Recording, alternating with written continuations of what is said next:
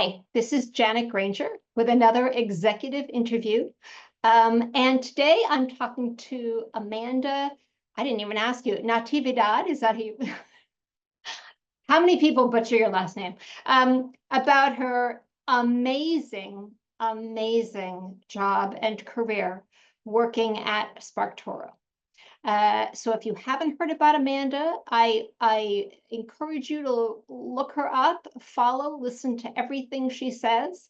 And I'm so thrilled that I have her here today to answer questions about how she got to where she is in her career. So thank you, Amanda. Appreciate your being here. Thank you for having me.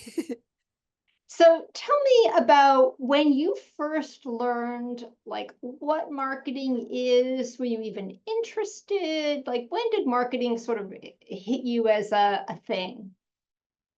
So I would say, I think, so I never intended to be a marketer. When I went to Ah, college, I was pretty set on becoming a journalist and graduated, eventually got a job in journalism. And then a couple years in, kind of felt myself plateauing and I wasn't sure what I wanted to do next.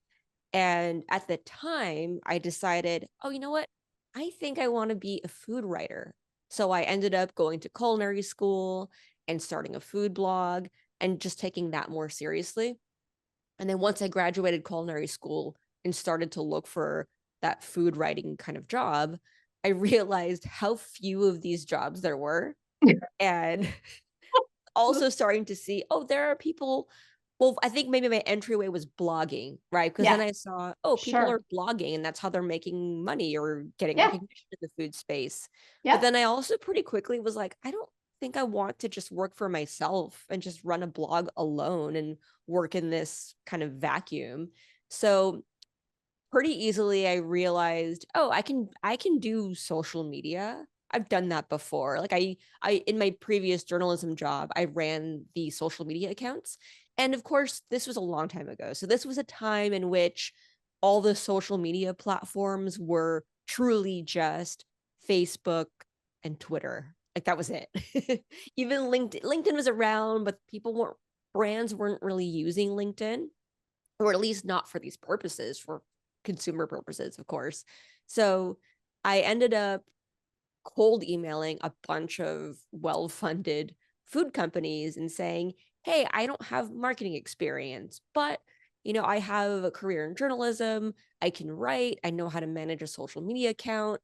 So would you consider me to potentially write for your blog and run your social media accounts? And that was really just how I got into marketing. I ended up kind of stumbling into content marketing. And once I was in the job, I really made sure to learn, the more foundational marketing skills, right? Like SEO, proper social media management. Then I started learning PR, corporate communications, and that sort of thing. And then from there, just realized my passion really for marketing. Wow, that's awesome. So would you say your first marketing job was managing those social media accounts and it sort of blossomed from that? Or do you think it was maybe doing the blogs and from It the was the content? blogs. Yeah. So the first company that I worked with as a marketer was called NatureBox. It was a subscription snack company. Oh, And okay. my title when I joined was content manager, not even content marketing manager, it was content manager. So I was responsible for the blog. They actually hired me to run the blog and start creating some recipes from scratch using the snacks as parts of the recipes. So that was what I saw my job as, right? As like, oh, I'm a food writer for a food brand. That's And so by cool. Yeah. extension, I Uh-huh. helped with the organic, like social media, right? So I wasn't doing the paid stuff, but I was posting organically or writing copy and then sending it to someone who would do kind of the day-to-day management. But yeah, so I guess my first real marketing job was as a content manager. So interesting. So I guess my question to you then is, since you really like backed into marketing, was, you know, what was the moment when you were like, oh, yeah, I like this whole marketing thing. I think I want to do it as my career. Or have you had that moment yet? Like, have you settled in marketing? And you're like, I don't know, I'm still figuring it out. It was like baby steps, right? Because first it was, I want to be a food writer. And then it Mhm. became, okay, well, I can't do that, or that's not going to work out at this time. I'm going to be a content manager at a food company. So that was kind of baby steps, right? And then about maybe close to a year into my job at Nature Box, I realized, oh, the marketing is actually super interesting. And there's a lot here that I think I can do. And that is kind of instinctive to me that, I could obviously benefit from, mentorship, learning from other people, experienced peers. And that was when I just really realized, and I think I was at this moment in time where I kind of thought I was in my dream job, or in a sense I was, but it helped me realize a new dream of, oh, I actually really want to get better at marketing specifically, not even just the food stuff. And then from there I started to look for jobs in marketing, like at larger companies, and then by extension kind of stumbled into B2B marketing. And funny enough, I interviewed with someone, they were working at LinkedIn. So I was interviewing for a job at LinkedIn. I didn't end up getting the job. And the hiring manager was a really awesome person. And she was like, hey, I would love to stay in touch. Like, add me on LinkedIn. Would love to be helpful to you in the future if you ever need anything from me. And I just thought like, oh, I thought it was really nice of her to say. But mostly I thought, oh, isn't that just what people say? Like I didn't think she was lying to me, but I also just didn't take that very seriously. I just thought like, oh, that's nice. I'm sure she would want to help me if it were easy for her, or like if I asked for something, maybe. But then a couple months later, she actually reached out to me and said, hey, there's this job at Fitbit. I think you'd be a really good fit for it, even though you don't have like actual like consumer healthcare or consumer health tech experience. So I ended up applying, got a recommendation through her, and that ended up being my next gig, getting into true B2B marketing for a consumer brand. Wow.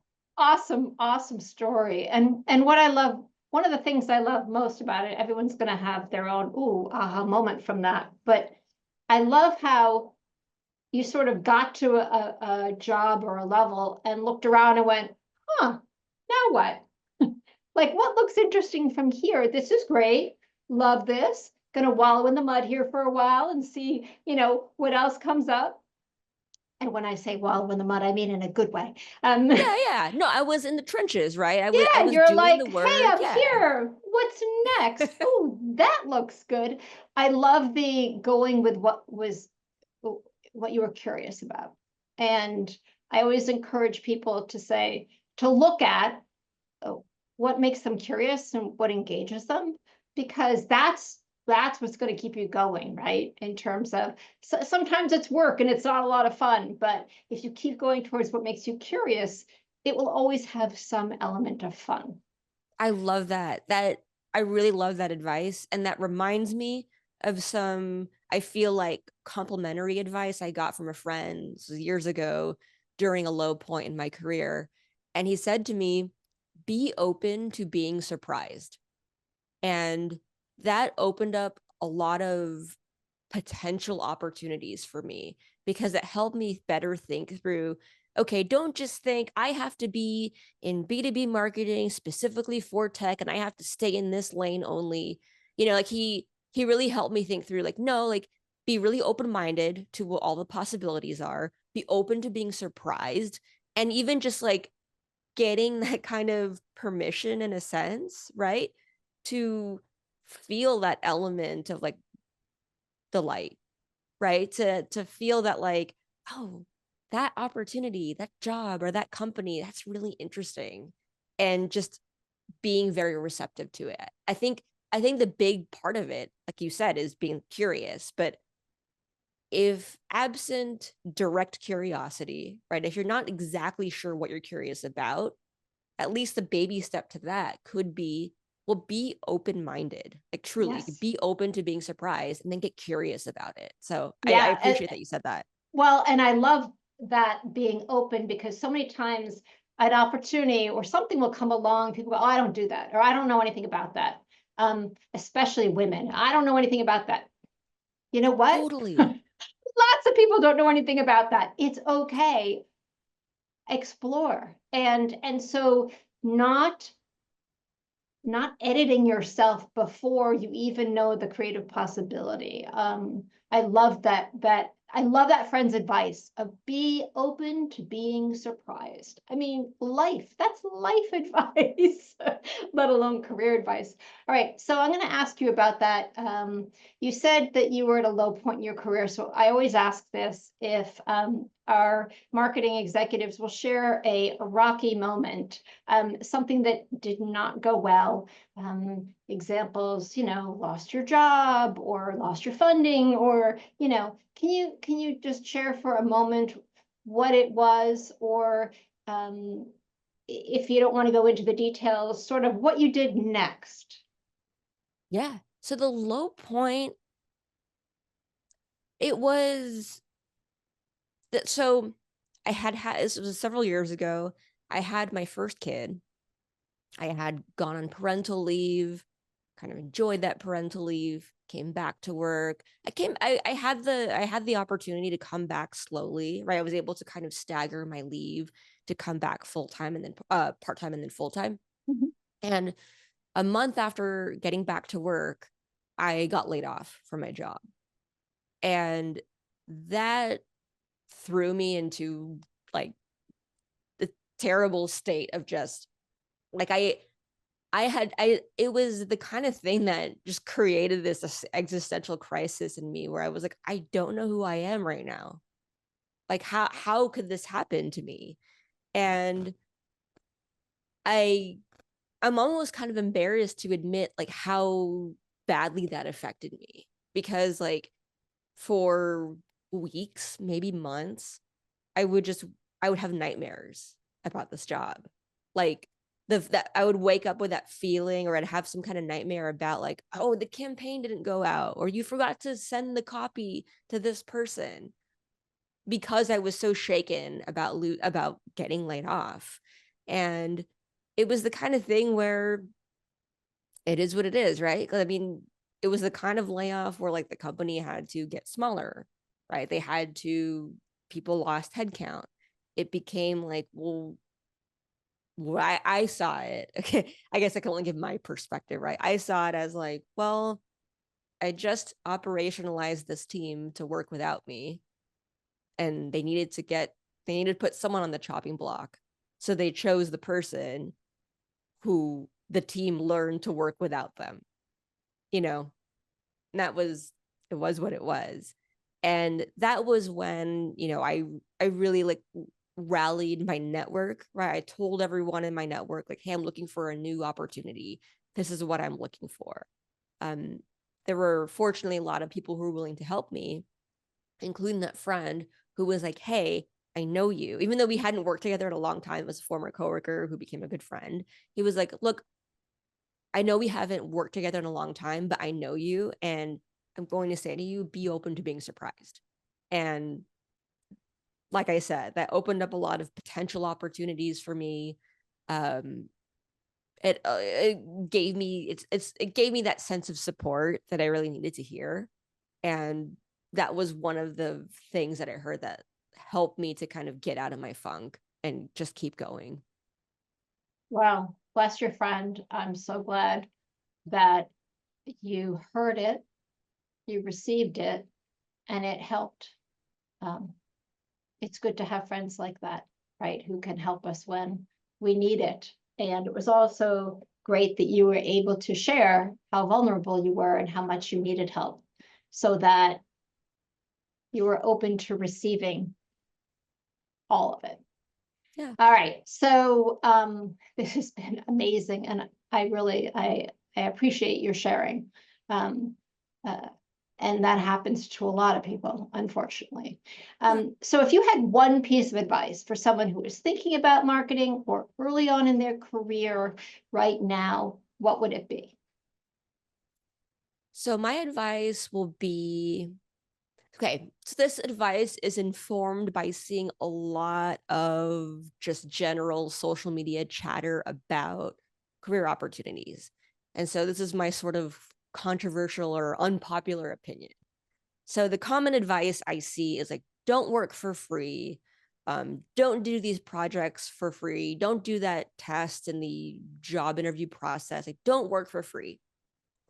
And I think there is, what I'll say to that is, it's really important to create this like distinction or this boundary for yourself to know, okay, am I pursuing an opportunity for which I'm not currently getting paid in service to a greater good? Or is this going to benefit me in the future? Or am I getting taken advantage of?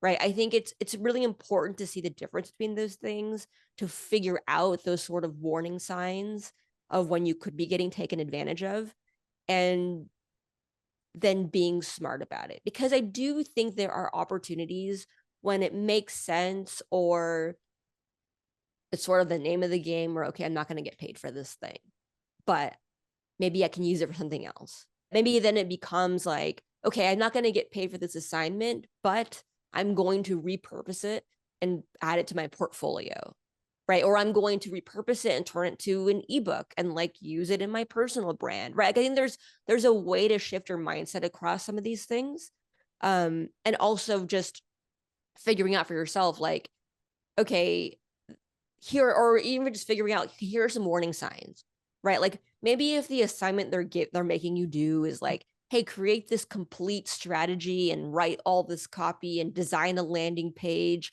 and then create an email sequence, right? Like, things that are going way above and beyond the scope of work for the job you've applied for, that's a warning sign, right? Or when they say, okay, create this full strategy and then be prepared to present for 1 full hour in front of in front of our team of 5 people, that to me is a little red flaggy. That's a pretty big assignment to have someone do.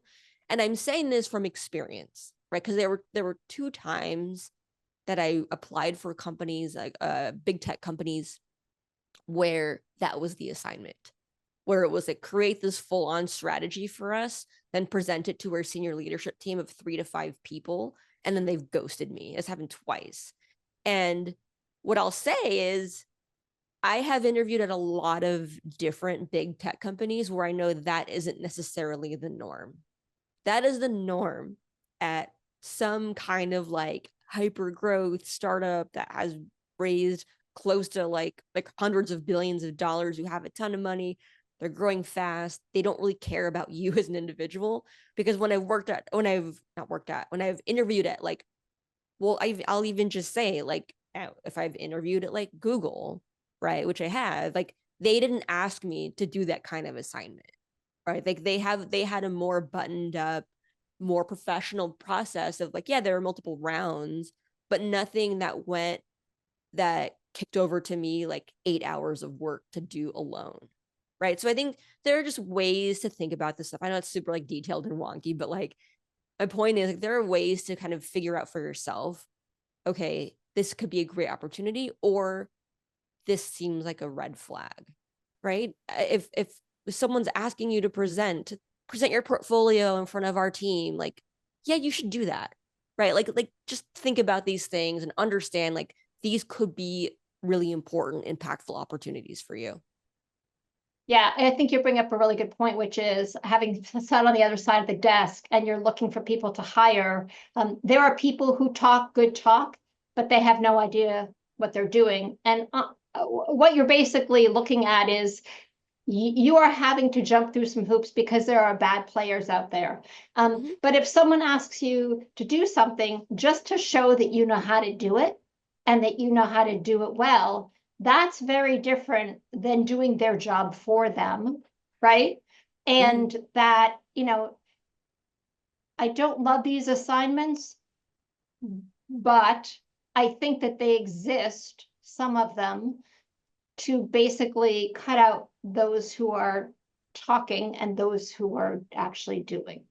And Yeah, so I'll sort of leave it at I that. think so too. And I think I'll add is like, if you're a candidate, you're looking to, be hired for a job, I mean, like, be realistic, right? For better known companies or kind of highly sought after roles, like several hundred people applied for this role that you're being considered for.